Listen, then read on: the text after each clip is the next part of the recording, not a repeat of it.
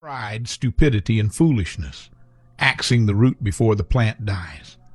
This is not a book for the faint of heart.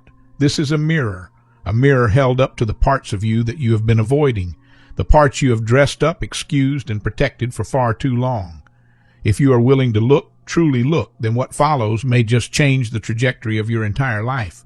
But be warned, this book does not coddle, it does not sugarcoat, it confronts. Imagine your life as a garden. Every decision you make, every habit you form, every belief you hold is either a seed of growth or a root of destruction. Most people spend their lives watering weeds, wondering why nothing beautiful ever blooms. They blame the soil, they blame the weather, they blame everyone and everything except the one person standing in the garden with the watering can, themselves. This book is about three specific weeds: pride, stupidity, and foolishness. These are not just character flaws, they are saboteurs. They are the invisible forces that keep you stuck in cycles of failure, heartbreak, and mediocrity. And the worst part, you have been feeding them every single day. Let us begin with emotional laziness. Before we even get to the three roots, we must confront the soil they grow in. Emotional laziness is the refusal to do the inner work. It is the excuse that sounds reasonable but leads nowhere. I will start tomorrow. I am just not ready yet. That is just how I am. These are not statements of truth. They are declarations of surrender. Emotional laziness shows up in the person who stays in a relationship that drains them because leaving requires effort. It shows up in the employee who complains about their job for years but never updates their resume. It shows up in the parent who knows they need to change but keeps repeating the same destructive patterns because growth feels uncomfortable. Your life is a field, and the quality of your harvest depends entirely on what you're willing to plant, tend, and protect. Emotional laziness is the farmer who sits on the porch watching the weeds overtake the crops, convincing himself that next season will be different. It never is, not without action. Now let us dig into the thesis of this book. Pride, stupidity, and foolishness do not operate in isolation. They form a cycle, a devastating, self-reinforcing loop that keeps people trapped. Pride says, "I already know." Stupidity acts without thinking, and foolishness repeats the same mistakes, expecting different results. Together, they create a life of stagnation, disguised as stability. Part 1. The Roots. Where the Rot Begins. Chapter 1. Pride, the silent killer of growth. Pride is not confidence. Let us be absolutely clear about that. Confidence says, "I can learn this." Pride says, "I do not need to." Confidence opens doors. Pride slams them shut and then blames the door. Pride is the delusion that you already know enough, that your way is the right way, that asking for help is a sign of weakness rather than wisdom. Consider Mr. Hollis Granger, a man whose car broke down one morning. Rather than calling a mechanic, he decided he could fix it himself. He had no training, no tools, no knowledge of engines, but he had pride, and pride told him that real men fix their own cars. So he tinkered. He pulled wires, he poured fluids into the wrong reservoirs, and by the end of the day, a simple problem that would have cost $200 to fix now required $2,000 in repairs. That's what pride does. It turns small problems into catastrophes because it refuses to admit, "I don't know."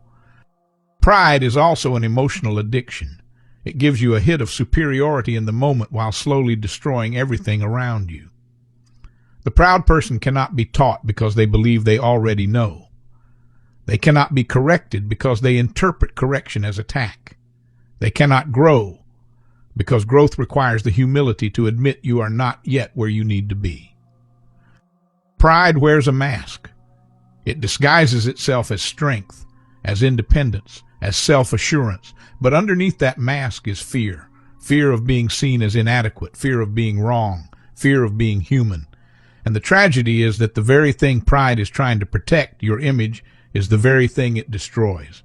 Because people do not respect the person who pretends to know everything. They respect the person who is brave enough to say, "Teach me." The antidote to pride is humility. And humility is not weakness. Humility is the quiet confidence that says, "I am strong enough to admit what I do not know. I am secure enough to ask for help. I am wise enough to listen before I speak." Humility does not diminish you, it elevates you. because the humble person is the one who actually learns, who actually grows, who actually builds something lasting. Chapter 2. Stupidity, the fruit of unchecked pride. If pride is the root, then stupidity is the fruit it bears. Stupidity is not about intelligence. Let that sink in. Some of the most academically brilliant people in the world make the most stupid decisions, because stupidity is not a measure of what you know, it is a measure of what you refuse to learn. Stupidity is doing the same thing that already failed and expecting a different outcome simply because you refuse to follow a process that works. It is the entrepreneur who ignores market research because they think their idea is too good to fail. It is the student who refuses to study because they believe they can wing it. It is the employee who keeps getting fired from every job but never once considers that the common factor in all those terminations is themselves. Take the story of Darren, a man who lost 5 jobs in 3 years. Every time he was let go, his response was the same. They did not appreciate me. They were intimidated by my talent. They just could not handle someone who speaks their mind. Not once did Darren consider that perhaps his attitude was the problem, that his refusal to follow workplace protocols, his inability to take feedback, and his constant need to prove he was the smartest person in the room were the real reasons he kept losing employment. That is stupidity, wearing the costume of confidence. Stupidity has an emotional payoff. That is why it is so hard to break. When you act stupidly, you get to avoid the discomfort of being wrong. You get to protect your ego. You get to feel righteous even as your life falls apart around you. It is a short-term anesthetic for long-term pain, and like any addiction, the temporary relief always costs more than it gives. Breaking the cycle of stupidity requires one thing above all else: teachability. You must become someone who is willing to learn, willing to listen, willing to follow a process even when your pride screams that you already know better. The wise person is not the one with all the answers. It is the one who knows which questions to ask. Part 2. The Field, How People Sabotage Their Own Growth. Chapter 3. Foolishness, Knowing Better and Doing Worse. If pride says I already know and stupidity acts without thinking, then foolishness is the most dangerous of the three, because the fool knows better. The fool has the information. The fool has been warned, and the fool chooses to ignore it all anyway. Foolishness is the person who reads every self-help book on the shelf but never applies a single principle. It is the person who watches their mentor succeed by following certain habits and then deliberately does the opposite. It is the smoker who reads the warning label every day and lights up anyway. Knowledge without application is not wisdom. It is foolishness in an academic costume. The fool is a spectator in their own life. They watch wisdom walk by and wave at it from the window. They attend every seminar, take every course, and nod along with every piece of advice. But when it comes time to actually change, to actually do the hard thing, the uncomfortable thing, the necessary thing, they sit back down in their comfortable patterns and say, maybe next time. Foolishness is also the art of self-sabotage, disguised as bad luck. The fool will tell you that life keeps happening to them, that they are cursed with bad timing, bad relationships, and bad breaks. But if you look closely, you will see their fingerprints on every disaster. They chose the partner everyone warned them about. They spent the money they knew they needed to save. They ignored the deadline they knew was coming, and then they wonder why life is so unfair. The patterns of self-sabotage run deep. In relationships, the fool pushes away the people who love them and clings to the ones who destroy them. In career, the fool rejects opportunities that require discipline and chases shortcuts that lead to dead ends. In personal growth, the fool reads the map but refuses to walk the road. Every time someone offers them a ladder, they examine it for flaws instead of climbing. What makes foolishness so insidious is that it hides behind a veneer of awareness. The fool can quote every proverb about wisdom. They can identify the mistakes in other people with surgical precision, but they are blind to the wreckage they create in their own life. Self-awareness without self-correction is just a more articulate form of denial. Chapter 4. The Intersection of All Three. When pride, stupidity, and foolishness collide in one person, the result is devastation. Not just for the individual, but for everyone around them. Families are torn apart by the parent who is too proud to apologize, too stupid to see the damage they cause, and too foolish to change even when the evidence is undeniable.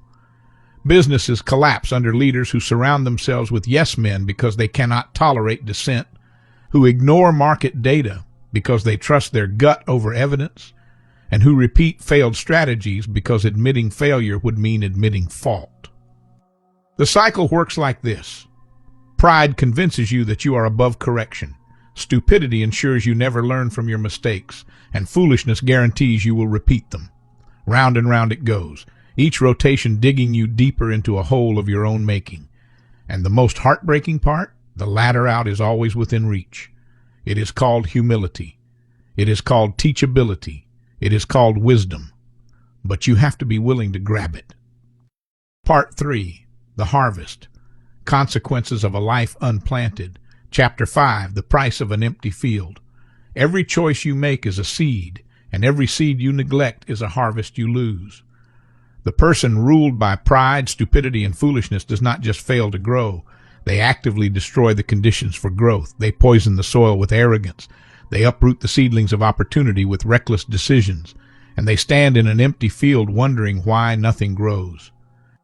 The consequences are not always dramatic. Sometimes the price of these three weeds is quiet devastation. It is the marriage that slowly dies because both partners are too proud to communicate honestly. It is the career that plateaus because you are too foolish to invest in new skills. It is the friendship that fades because you were too stupid to recognize what you had until it was gone. The harvest of an unplanted life is not just emptiness, it is regret. But here is the truth that this book holds at its core. It is never too late to start planting. The field of your life is not dead, it is dormant, and dormant is not the same as destroyed. Dormant means that beneath the surface there is still potential, still life, still the raw material for something extraordinary. But you have to pick up the tools. You have to do the work. You have to be willing to get your hands dirty. Chapter 6. Transformation. Axing the root. Transformation does not begin with motivation. It begins with honesty, the kind of honesty that makes you uncomfortable, the kind that forces you to look at your life and say, I did this. Not my circumstances, not my enemies, not bad luck. Me. That is where the axe meets the root. Axing the root means dismantling the belief systems that have kept you stuck. It means confronting the pride that has masqueraded as confidence. It means acknowledging the stupidity that you dressed up as independence. It means facing the foolishness that you excused as just being human. The root must be destroyed, not trimmed, not managed, destroyed. Because as long as the root exists, the weeds will return. This requires daily discipline. It requires surrounding yourself with people who will tell you the truth even when you do not want to hear it. It requires building habits that serve your future self instead of your present comfort. It requires the courage to be a beginner again, to say, I do not know, and mean it, to say, help me, and accept it, to say, I was wrong, and learn from it. The harvest of a life well planted is not perfection. It is growth. It is the satisfaction of knowing that you chose the hard path because it was the right path. It is the peace that comes from living with integrity instead of pretense. It is the legacy of someone who had the courage to change. This book was not written to make you feel good. It was written to make you think, to make you uncomfortable, and ultimately to make you better. The roots of pride, stupidity, and foolishness are deep, but no root is deeper than your capacity to change. Pick up the axe. The time to start is now.